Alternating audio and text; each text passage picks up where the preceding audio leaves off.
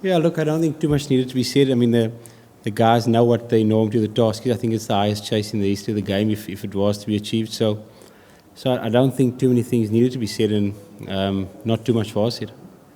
And I suppose it looks really, really far away right now. No, it is far away. But there's still hope. I mean, South Africans pride themselves on our resilience, and we're a side that will fight right through to the end. We know we're under a little bit of pressure at the moment, but there's every possibility that something special could happen tomorrow. So there's an opportunity for someone to make a major play for his country.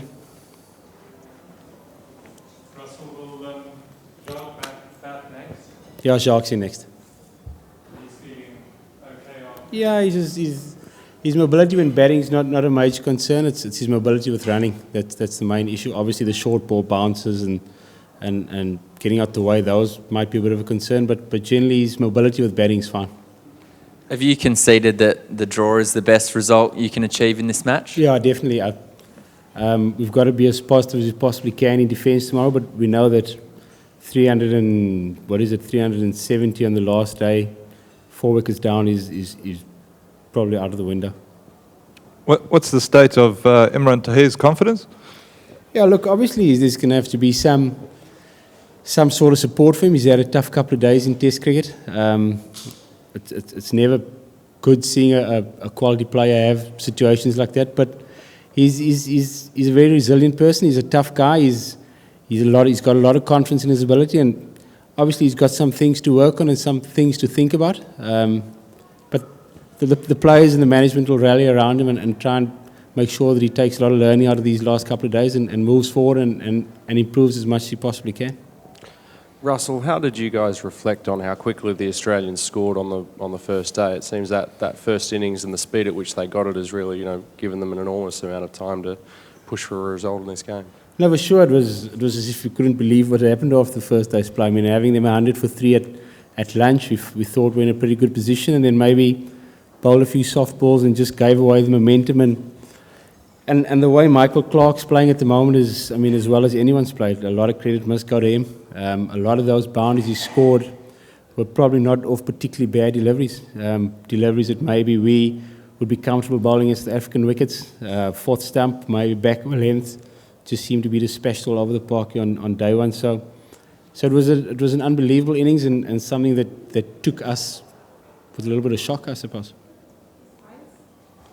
Russell, one of the shining lights, though, has been Rory Penfold. He seems like a transformed bowler from Brisbane. Yeah, look, I suppose his first test match was always going to be a little bit of nerves and a lot of tension for him. A big occasion like that, big test series in Australia. But I mean, Rory's been one of the standout bowlers in South African domestic cricket for a couple of seasons, so it's no real shock to us that he's executed as well as he has this particular series. I mean, the way he's bowled in nets leading into test matches, he's probably been our most effective looking bowler in preparation leading into test. So it's no real surprise that he's strung together a good performance this week.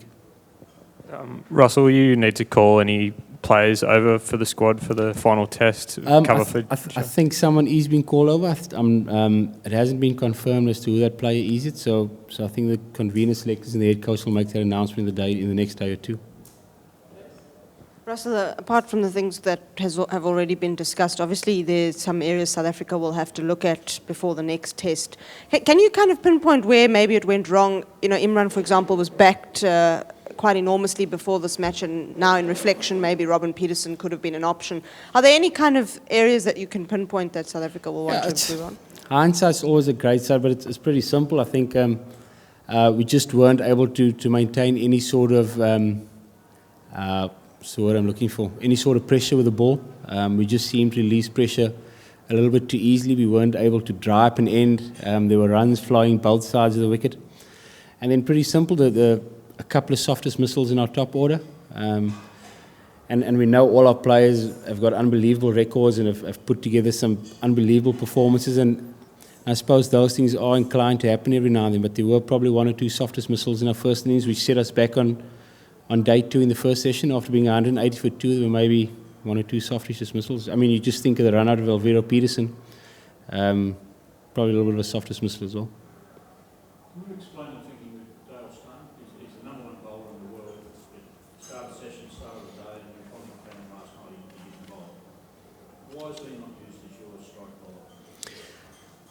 Look, I suppose the captain's got these certain plans that he'd like to employ and who he thinks will be more effective to certain type of batters. I know when we played in England, a guy like as soon as Jonathan Todd would walk to the wicket, the ball gets thrown to Dale Steyn. As soon as Mike Hussey walks to the wicket, the ball gets thrown to Morne Morkel. So we will have plans as to which bowlers we feel are more suitable to bowling to certain batsmen that walk to the wicket, and that's the way it is. But, I mean, could you explain why Imran Tahir bowling the British morning is obviously under pressure, not sure the cause? Yeah, look, it's a tough one because with us only having 3 seamers at the moment, they can't be bowling at full tilt all the time. So the spinner's role becomes all that more important to make sure that your seam bowlers are fresh and able to fire when they needed to. So I mean that's probably the main reason, is to make sure that Dale's nice and fresh for a later onslaught or early the next morning, whatever it might be. And that's probably the main reason he was bowling it. Russell, the shot put off has done a great run recently, and especially against off spinners. What's your kind of feeling on how he's done and his own confidence in the set? Yeah, look, it's obviously been tough.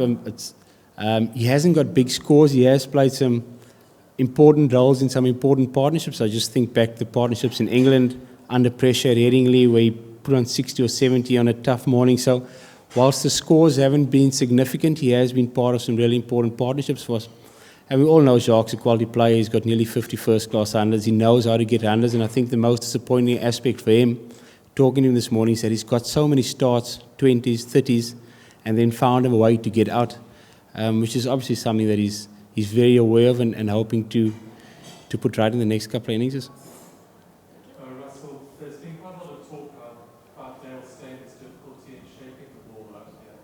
Do you see that as a reflection of the conditions here, or the fact that he's got niggling injuries and he's not quite at the top of his game? No, I don't think it's got anything to do with injuries. I think Dale's is as fit and as fresh as he's ever been. Conditions here are totally different conditions we played in England. The ball's totally different. I'm sure you'll see that throughout the course of the test match, the first 20 overs has been where the batters have really struggled the most, and then it becomes very much a batting game from overs number 20 to 60, and then maybe a little bit of reverse swing comes back into it. So the conditions in Australia are generally outstanding for batting. The margin for error for a bowler is minute here, and the Australians have batted really well, particularly Michael Clarke and Mike Hussey over these last 2 test matches.